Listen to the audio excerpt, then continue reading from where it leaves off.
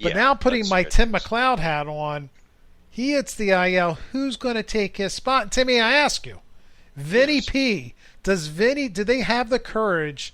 Let's go for it. We got Witt up. We got MJ Melendez up. Let's bring up Vinny P. Timmy, come on. Yeah, when I look at what that move will do for the Royals, okay, it has a potential, to boost them from last To last. to, to maybe passing the Tigers, okay, for fourth. There's somebody out there with a worse record than Detroit. Yeah. 26-44 for Kansas City.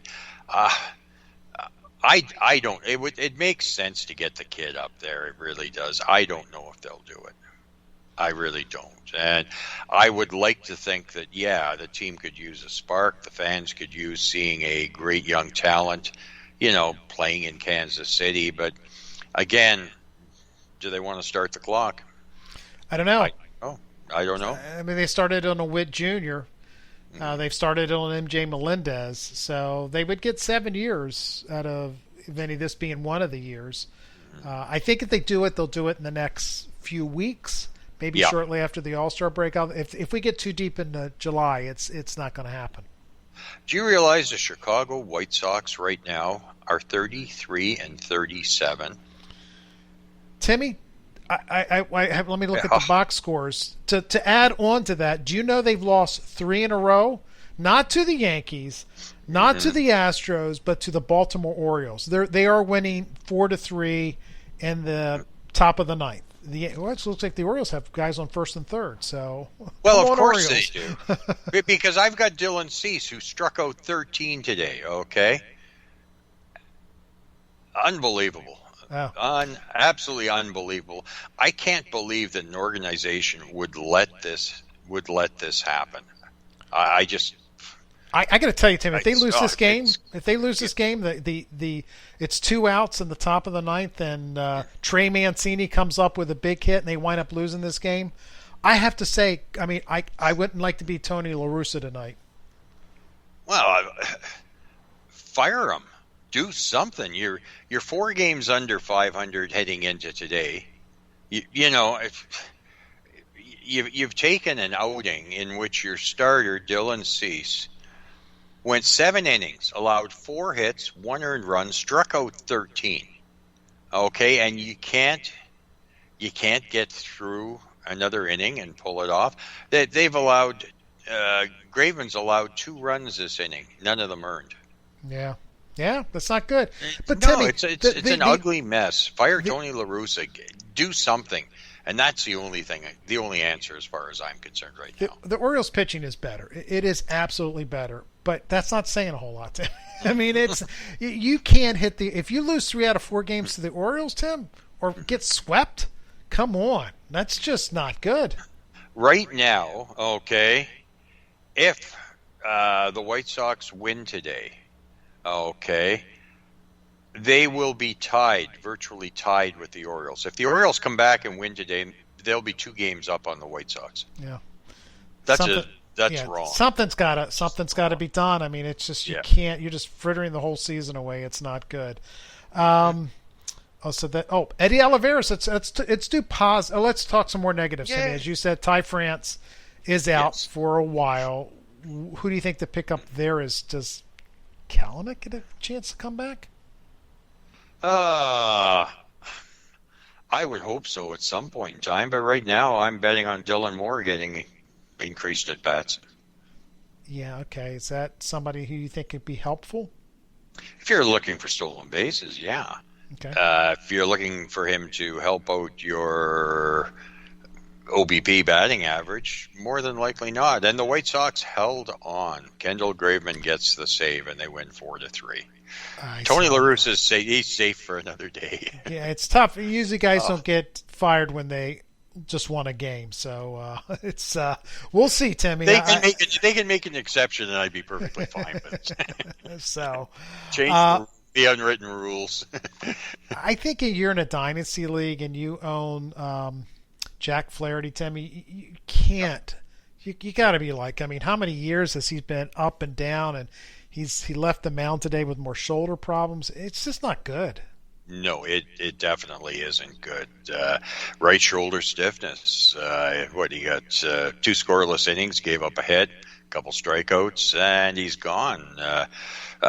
Waiting for an update, but it can't be good. It really can't. Not with all the time he spent on the IL. What do you do, Tim? If you have him in a dynasty league, he's been a stud. At least he used to be a stud. He didn't pitch much last year. He didn't pitch much in 20. I forgot exactly when he got hurt, but maybe he got hurt middle of 2021. So maybe it's just been a year. I mean, because you can't count on him anymore. Well, no, not right now. He hasn't been healthy in a long time. So, yeah, if you've got him in a dynasty league, my only advice is to hold on, hope, and pray. That's all you can do. You're going to trade him for what? Yeah, that's an interesting 4th round pick in a sub-draft? I would probably throw, like, if a guy is competing and owns Jack Flaherty, if you were rebuilding, Timmy, or not total rebuild, but you were pretty far along in your rebuild, still a year away from making a dent, and would you move a mid-rotation starter to help a guy who's competing, who has Jack Flaherty, to take him off your hands? To kind of move, I'm thinking of who would be like a decent pitcher, not a great pitcher. I'd offer up Chris Archer. Okay. That'd be about the best you'd get for me, and I wouldn't do anything to help anybody at the top of the pile. That's out of the question. I would volunteer to give up a player and take a chance, but he's not getting much for him. It just isn't getting much. Maybe I don't think I'd offer Tyler Wells for him right now. So somebody like a Nestor Cortez who's having a great season, but it's suspect. You wouldn't make that kind of deal. No, never. And Nestor Cortez has come back down to earth. I don't know if you've seen his past three, 4 outings. Yeah, he pitched today.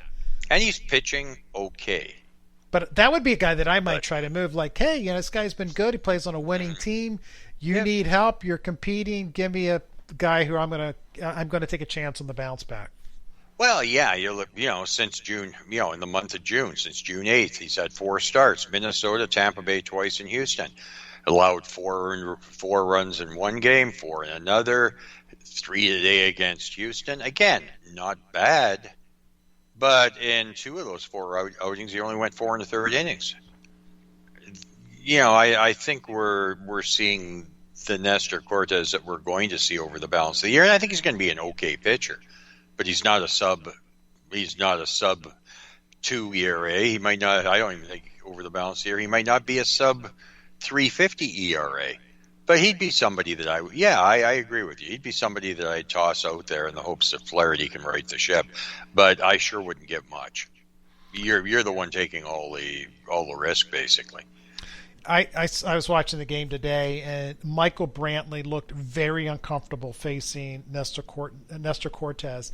And the reason is he drops down sidearm sometime. Right. Coming from the left side, if you're a left-handed batter, I mean, it looks like the ball's coming right at you right before it kind of goes in. But Jose Altuve, another right-handed batter, had no problem at all. He just waited on pitches and just parked one and a couple other hard-hit balls. I mean, that's it. I mean, it's when you're small like that, Timmy, he's only 5'10", 5'11", and you don't have blow-away stuff, and you're getting by with a lot of funk and strange delivery. League will figure it out. Did I lose you, or did I lose me? You lost you, Timmy. So let's take a break. And Timmy didn't hear what I said about Nestor Cortez, get back and let's talk Eddie Olivares and get to Tim's waiver wire.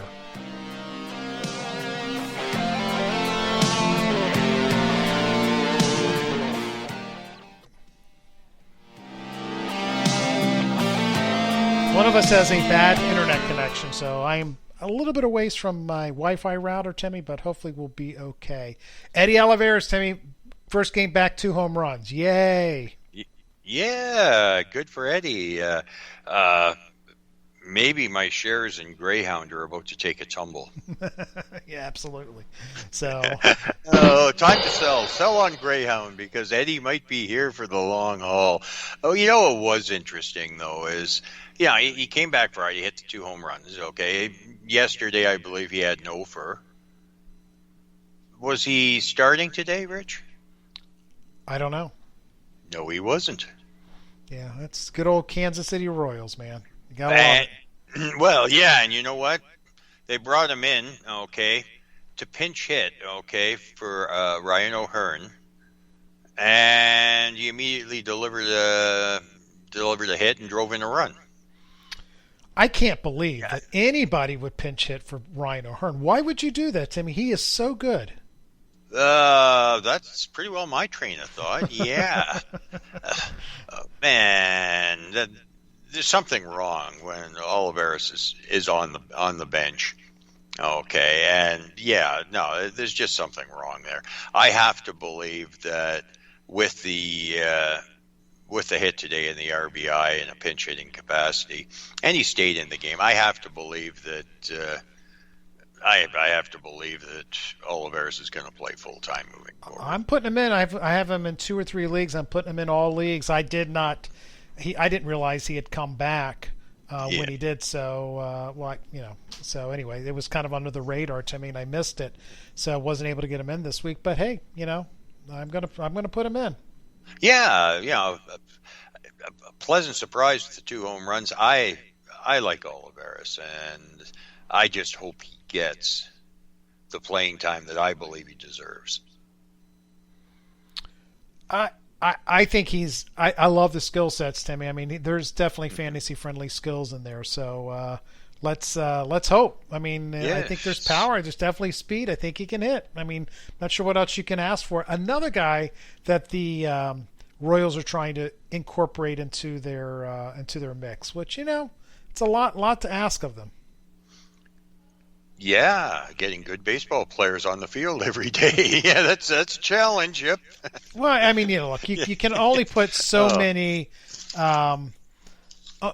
kids into your your lineup, right? Yeah, so I think that's the mix. But I would not be surprised if Vinny P comes up, Nick Pratto, Eddie Olivares, and they just play the kids shortly after.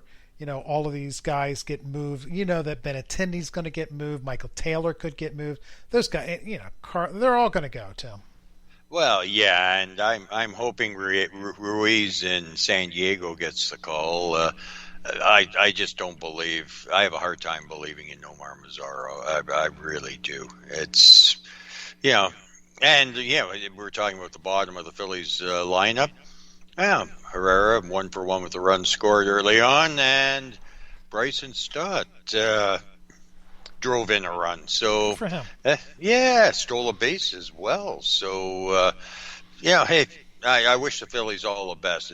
It's a tough spot to be in, but hopefully they can be resilient and continue their solid play. Timmy, let's get to the meat here. We got your waiver wire. Once again, excellent stuff. Grammarly only found 46 grammar mistakes that you made, Timmy, so that was pretty good. Oh, yeah. It's that thing's. I get nothing back from Grammarly. It is a software product, Timmy, that you can get it for free, and it helps you with like real simple mistakes. But if you get it for the premium version, it's like $100 a year. Mm-hmm. It's unbelievable. I mean, it's like. It catches everything. It's great. Well, can I just give it names and can it write for me or what? And you read it. I mean, sometimes like they didn't like he mashed, so they didn't understand. So there's stuff that you ignore that or like baseball parlance. But for most of the stuff, man, they make it sound really good. They make it sound like we know that we're writers and everything. It's great. It takes 10 minutes too. It's not like it's an arduous process. Well, yeah, and you know what's really truly sad about that whole process is that I have dedicated, the past 4 years of my life to removing U's from everything. And I didn't have to, did I? I could have just left them there and just sort of plucked them all out of there and straightened it all out. Yeah, it's amazing. Just say go, and it highlights everything and tells you what it recommends changes. You read it and go, yeah, that sounds good. Timmy, I do it on everything. It's great. I do it on emails. It's great. So anyway, let's get to your waiver wire, Timmy. Chris Archer, you mentioned him on Friday. Timmy, it's a great story. I know he's not pitching deep into games, but it's a great story. Yeah, it is, and I'm happy